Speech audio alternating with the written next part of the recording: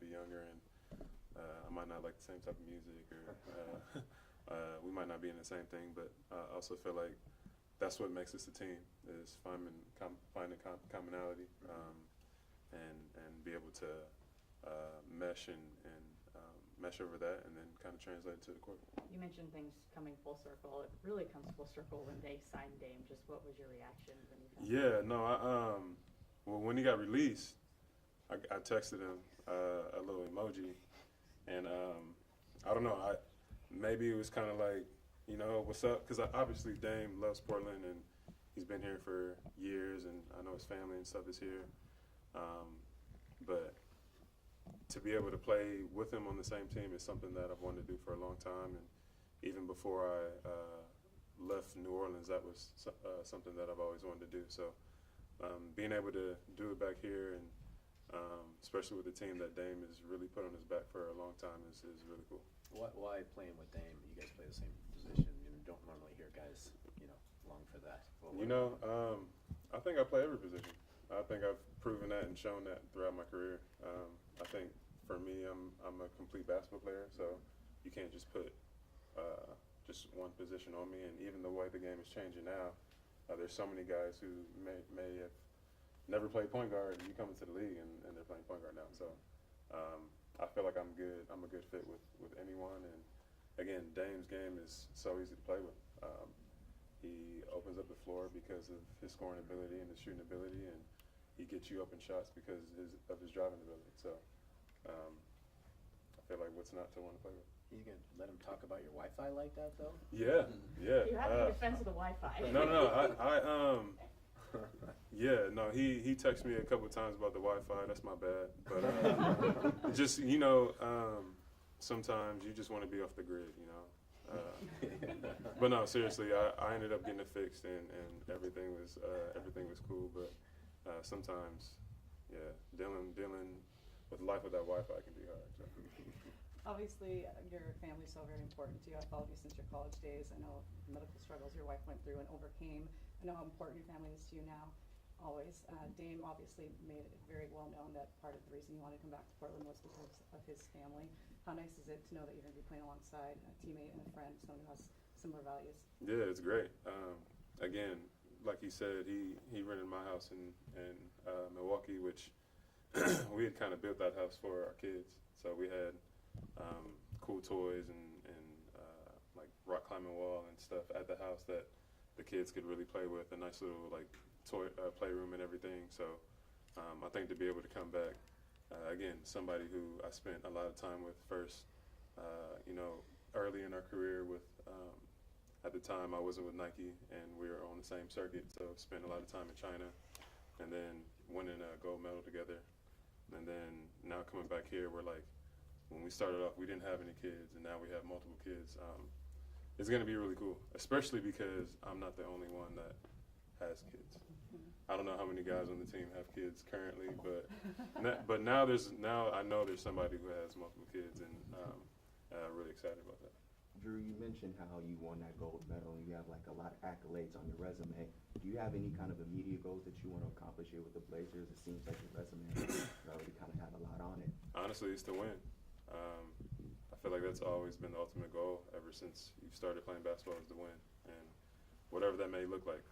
Obviously taking small wins is great, but winning is what we do, is what we play this game for. So if it's getting to the playoffs, if it's winning a championship, I feel like winning is the purpose and the reason why I'm here. Is it difficult to go from playing on multiple NBA contenders the last few seasons to go into a team that's fighting to make the playoffs? We'll find out. No, I feel like no.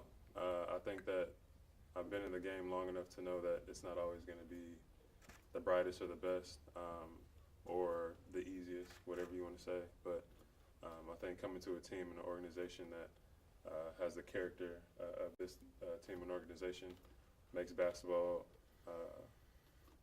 great, and that's why you want to come here, and you want to play because that's why you want to come here and play, because you feel like you're a part of something bigger than yourself. You feel like you're a part of a bigger team and a bigger purpose. So. Going back back to the mentorship aspect, can you think of a guy or two back in your early years who kind of served that role for you and what made it important? Yeah, one was Andre Iguodala.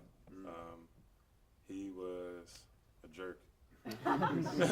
You know, my rookie year, he was just on you, or he was on me. He was on me about a lot, and I didn't really understand why until later. He obviously saw something in me that I guess I hadn't seen yet, and just constantly being on me and harping on me about being consistent, and the things that I have to do were super important. I had Elton Brand, who I think everybody knows Elton Brand's game, and his career has been amazing in what he's doing in Philly. I also had Aaron McKee as a coach, so he was kind of like my player coach who really instilled in me a lot of hard work. And because we were the same position, he coached me up a lot on how to be solid as a not just a human, or not just as a player, but as a human, and kind of how that translates on and off the court. So with Iggy, was it just like try harder in practice, like every? No, it wasn't try hard, because I always had try hard. It was just like sometimes as a young kid, you might not lock in as much as you probably should. And, obviously, you have creativity, and you might want to try things. If it's defensively or offensively, and he would always tell me just be solid. So he would give me hints on when to pick and choose to be creative and when to take risks. But at the time, I think I was taking a lot. So when you talked about the defensive side and seeing improvement there, how do you feel like your skills and your abilities help improve a team defensively, kind of in the broad strokes? you know, hopefully just knowledge. Maybe something that I've seen that the young guys haven't seen yet, or just coming in with that same type of energy at the point guard position, guarding the point guard. Sometimes being the head of the snake in that way could lead to a strong defense behind you. So not only that, you know, communication. I know Chauncey has done a great job with them defensively, but honestly, whatever I can bring to the defensive end, I'm excited about.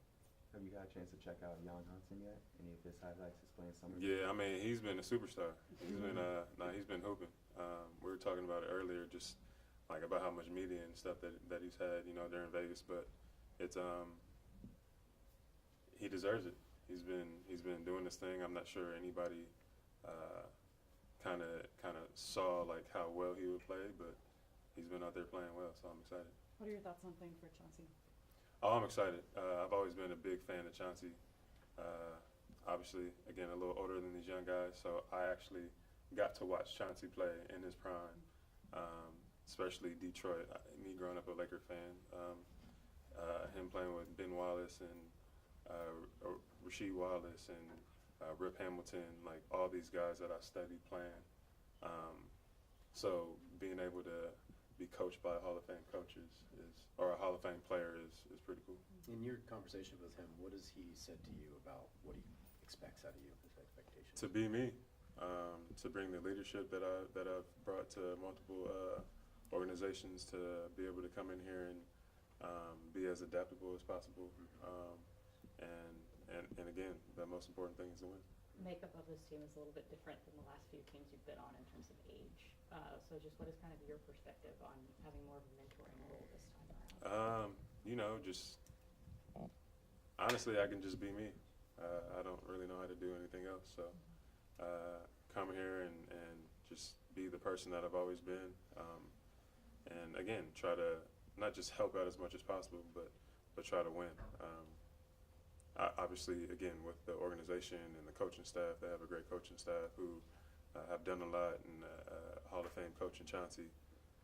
But I think as a current player who's kind of been through the struggle not too long ago to win the championship, I still have that feeling and that itch. So I'm kind of closer to what that feeling is like and how hard it is to actually win. Just a couple more, y'all. You have a lot of time to figure this out, but just based on what you've seen, how do you think you and Scoot can complement each other? Scoot is aggressive, and how he gets to the basket is amazing.